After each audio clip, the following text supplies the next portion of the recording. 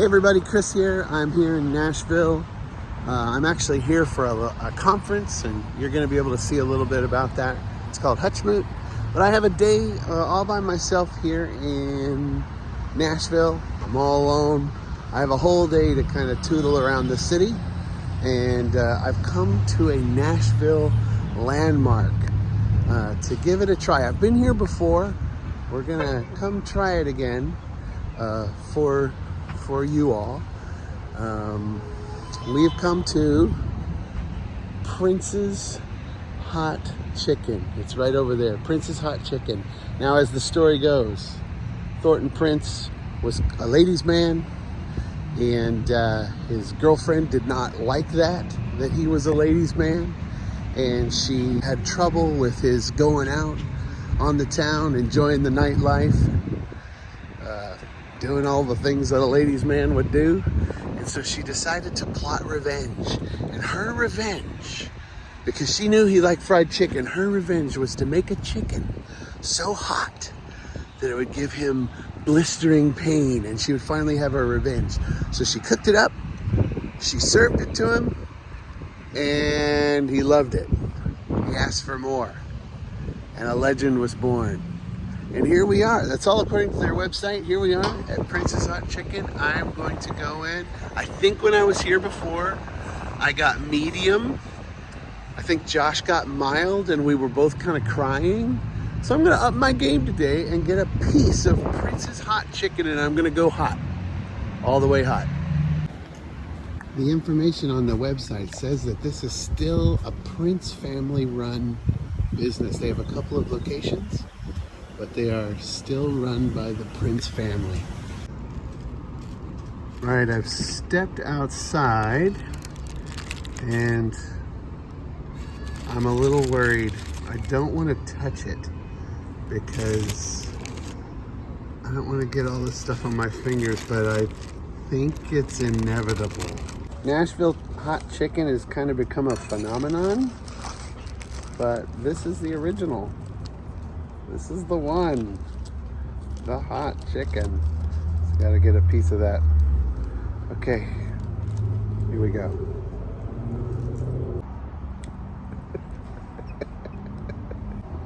Have you ever had something that was hot and you could just sort of like feel it in your stomach hot? Like it's very, very hot going down? Is the pickle supposed to help?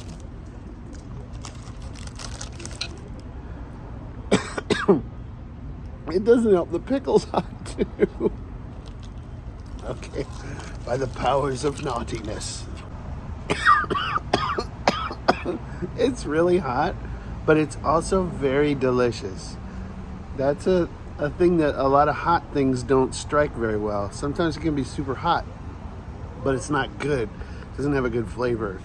But this is such a good flavor. Underneath the chicken piece that you get is 2 pieces of white bread, and it soaks up that sauce. I feel like maybe the bread is also intended to help you have it not be so hot in your mouth, but it just soaks up that sauce, and it also gets really, really hot. I'm gonna leave that alone. Update. It's really hot.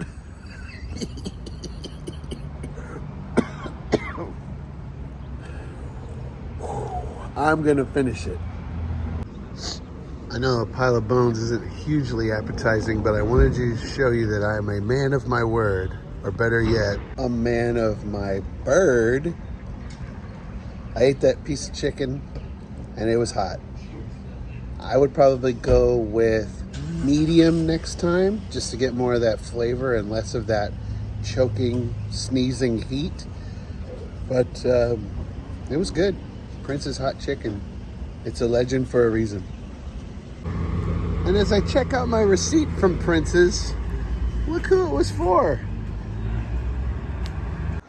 For my little day out today, I took a look at a website called Atlas Obscura, and they recommend that I walk down this lonely little highway to a private estate that I can't really set foot on, but I'm gonna walk down this highway to see something strange and unusual.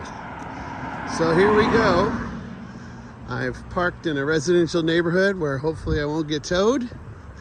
And I'm walking down this strange highway that has no sidewalk. Supposedly it's worth it. All right, I'm gonna find a safe spot to stand over here across the street.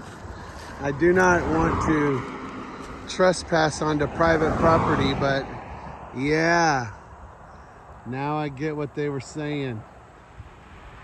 Yep. This is the Bodecker family private estate, and they have littered their property beautifully with sculptures of animals. Oh, wow. And there's tons of them. You can kind of look up there. I'm going to try to zoom in as much as I can. There's like a little family of raptors with a triceratops there. There's one there on the edge of the property, and there's one laying down. That's a glorious sight, but I want to get a better shot of that. Yeah, there's that one on the hillside there, kind of by the fountain. It's laying down. I don't know if it's supposed to be laying down, but I kind of think maybe it is, because there's like it looks like there's an egg next to it. This is really, really cool. I think it started with the bear and maybe the tiger, but now they've gone full dinosaur.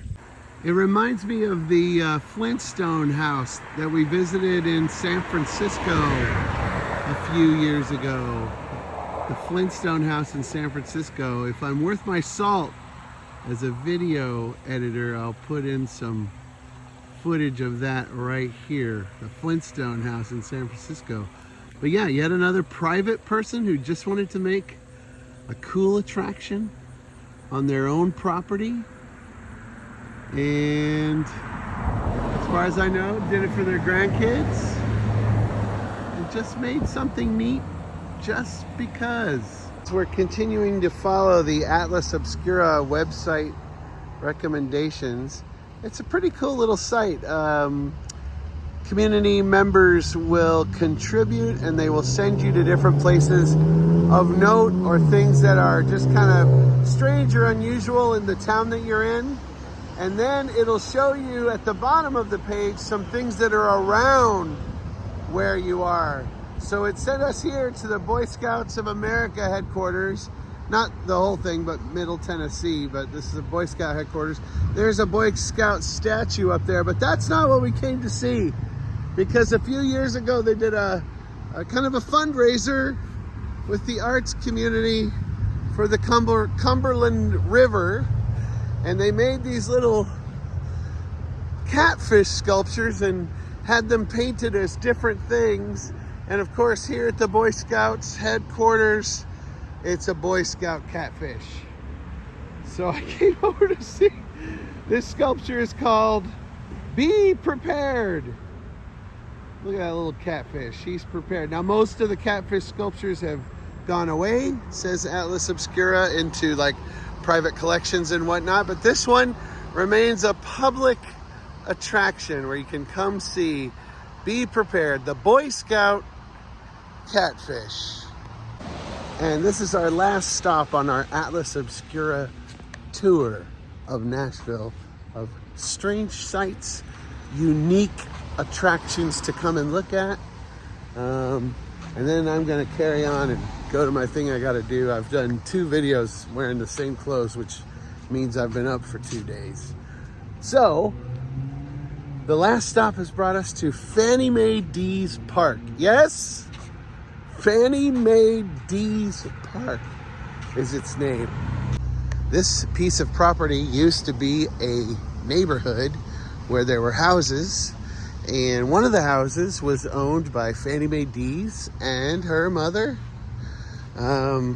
They lived there for a very long time, And the city did one of those funny eminent domain things where they came and they kind of took everybody's property and split it up and did some other things with it, trying to do city improvements, but in the meantime displaced people from their homes, including Fannie Mae and her mother. Fannie protested and even put a coffin outside of her house saying, "This is the death of my neighborhood." And she fought hard but lost her home, and it was washed away. This little piece of property was left over from the improvements they wanted to do. They gave part of it to Vanderbilt University to expand. And after a very contentious time and a very contentious fight, they decided to make this a park, and they named it Fannie Mae Dees Park. And in 1980, the neighborhood came together after the contentious time. They came together to make this. So this is a community art sculpture to help bring people together after a very difficult time in the area. They made this massive sea serpent. So it's not just a sea serpent, it's a play structure. It's an art project. So within the sea serpent, there are sea creatures. It's a mosaic, and it is huge. This thing is really, really cool. Well, I see Yoda. I see a taco. Is that Mr. Spock? Dragons on the serpent. And look at his beautiful head.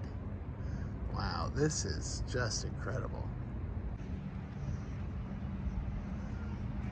The artist was Pedro Silva, who has done a lot of different mosaic work, and he helped the community with this one.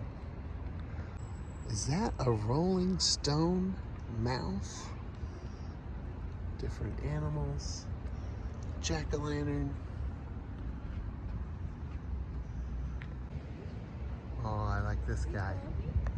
Just coming out the spine. I'd say that was Minnie Pearl. I see Superman. I see Mickey Mouse. Is that Dolly Parton? You could just look at this thing forever and find new things. So neat. There's a Viking ship with another sailing ship right over a hamburger. Jellyfish, octopus, a merman, King Triton, sea creatures, boats of all kinds. So you can see the head starts there, the body loops around going in and out of the water, this way and that. The tail pops out over here and comes back around to the end of the sea serpent. And right down at the end, it's dedicated to the artist, Pedro Silva, done by the artist Pedro Silva and community folks on Easter of 1981. And they close it all out with love. That's cool. Now show the cats.